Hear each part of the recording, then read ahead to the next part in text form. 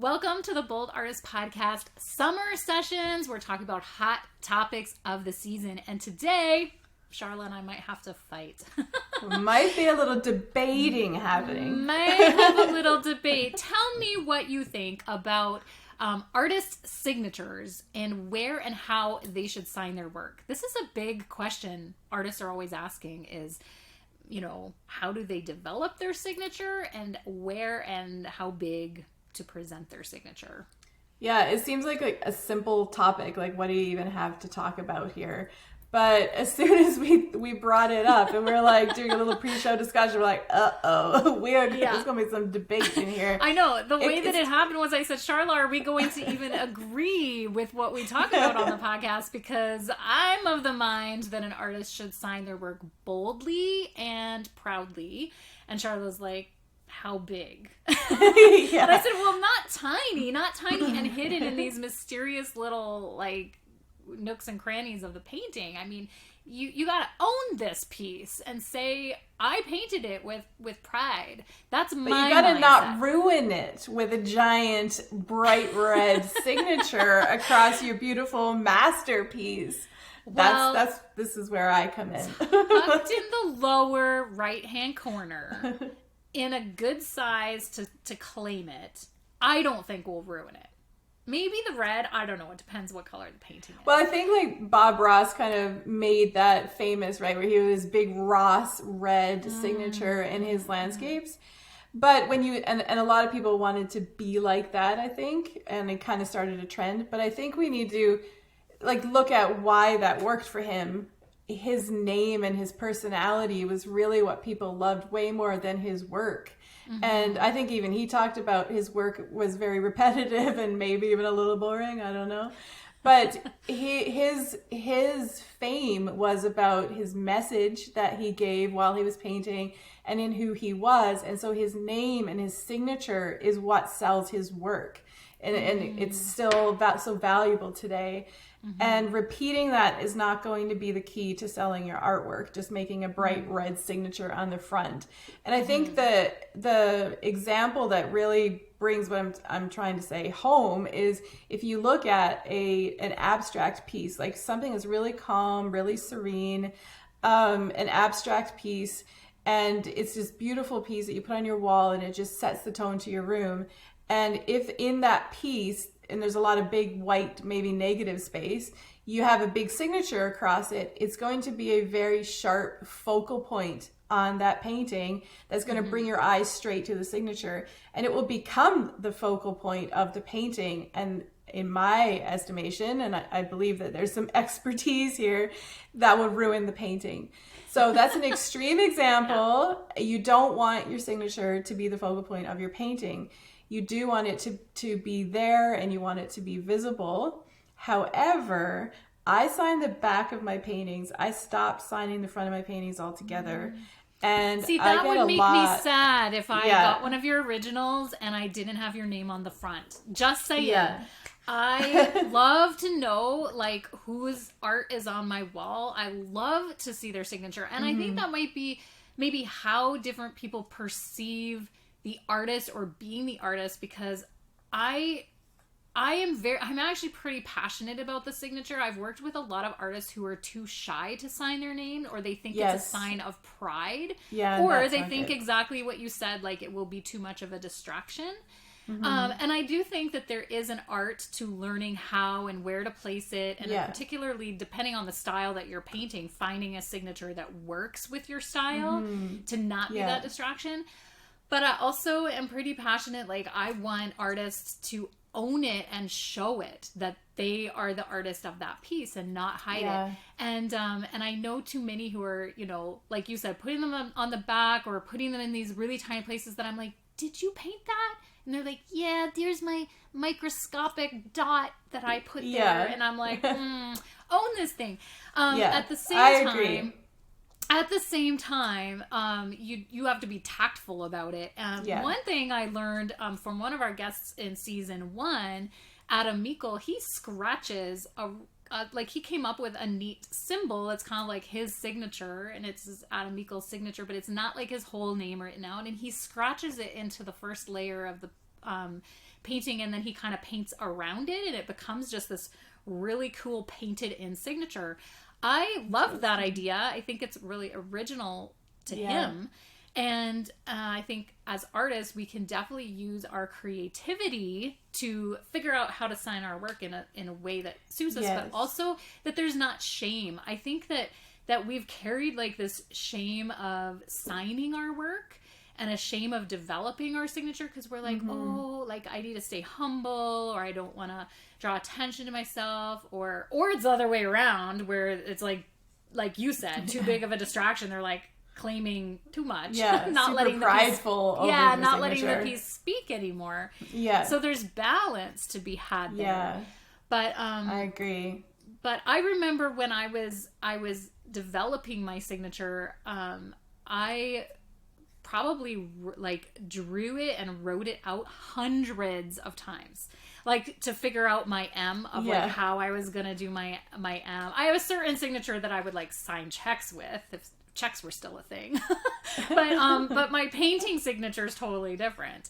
And I just remember like actually just practicing like how would I do that, and then I practice it in different sizes because some of my work is really tiny, teeny tiny, so then my signature goes tinier. But my signature has changed a lot over the years too. I used to sign it in just all capital letters, which was completely different than my actual signature. And I went through stages of signing it in different colors so it would blend more. It would be visible but blended. And I actually I kind of liked that era of my signature. And then I went to the back signing, and I liked the back signing because I was able to sign it big and I was able to use my actual signature. And I think as you grow as an artist and your work becomes more valuable, it is valuable to have your real signature on it as a way to say that it is yours as well, you know, because it's more unique than just capital letters across the front of the painting as well. So it's more authentic, or in authenticating the artwork 100 years from now, it'll be easier to do that. And so then I went to the back. Now I've kind of adopted the idea of, this is the stage I'm in, of signing the side of the art. So like the side. I don't know if there's another word for that. No, that makes sense. And so, because then it's visible, because I have gotten a lot of complaints about you can't see my signature and the art is on a wall. Love your signature, Charla. And you don't know who painted it. And then one day I was looking at a piece of art somewhere, I don't know where I was, and I was like, that's so beautiful. Who's the artist? And there was no signature. And I was like, how am I supposed to know who painted this? And I want to go look them up online. And I'm like, oh, maybe I should have my signature more visible so people will know it's mine and not have to take the art off the wall to look and confirm it. So there's definitely value in having your signature visible. And so I've kind of changed my perspective on that one. But it's like you said, there's balance, there's tact in how to do it. You need to develop it and figure out what works for you. And then I do think the artist that's shameful or thinks they're so humble they don't need to sign their work, I don't think that's right. And then there's the pride of the bright red Bob Ross signature, and I don't mean that he was prideful, but I think that for us to adopt that, we think that that's going to do what going to get us to Bob Ross status. It's not going to. It's going to ruin your art. Right. Now I have had questions before about what to use to sign the signature. Yeah, that's a good one. I know. I mean, and it's just a topic of good conversation because people might have differing thoughts of like if you can use a different medium like on top of your acrylic to sign, or what you use. But I have not had good success signing with a little white, or like, let's say taking white on a little fine brush. It totally does not write well for me. I can't paint my signature is what I'm attempting to say. What has worked for me has been to have a variety of white gel pens, and I can actually write my signature like I want it, and then I let that gel pen dry and I go over it with a clear medium. Even if it's a little spray of a medium, and it just sort of seals it to the painting so you can't scratch it off, or, you know, so that it's just bonded. And that's worked for me. I don't know if that's, a conflict for the medium mixes or whatever. It seems to work. I've never had an issue with it, but it does allow me to first, like you said, of keeping things small, it allows me to write very fine.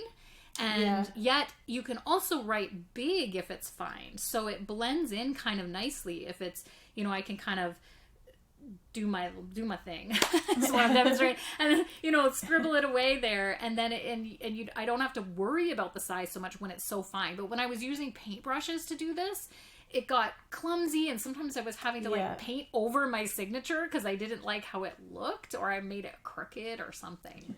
Or for using acrylic, I would paint really quickly so I could wipe it off if it was bad. Then you're even more stressed out trying to get it on there. Yeah. I have these pens, they're acrylic markers, and I just buy them in different colors. And some of them you got to like push the tip in to get the paint down, so don't all flow really nicely like a pen would.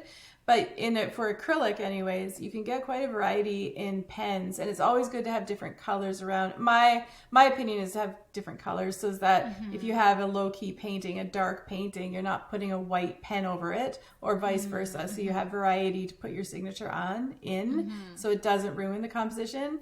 Plus it's just an easier flow, and your signature can be more consistent. So those pens are really good. For signing the back of my work, which I print my name, and I put the date, and I put my location, I put my website, I put the title of the painting, and then I sign it in a really big signature, and I use a Sharpie to do that.